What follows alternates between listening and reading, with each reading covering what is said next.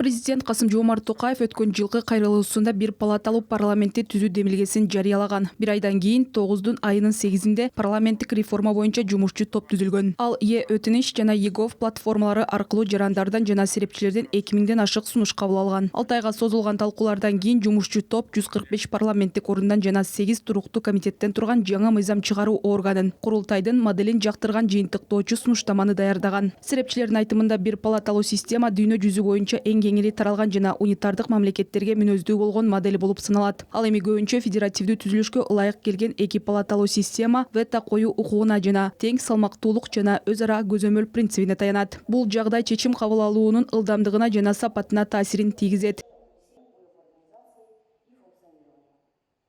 Жорж Себелистин изилдөөсү көрсөткөндөй, мыйзам чыгаруу процессине катышкан партиялык же институционалдык вето коюу укугуна ээ тараптардын саны көбөйгөн сайын кабыл алынган мыйзамдардын сапаты төмөндөшү мүмкүн. Бөгөт коюу мүмкүнчүлүгүнө ээ тараптардын саны менен мыйзамдардын сапатынын ортосунда тескери байланыш бар. Мындай катышуучулар канчалык аз болсо, жогорку сапаттагы мыйзамдарды кабыл алуу ыктымалдыгы ошончолук жогору болот.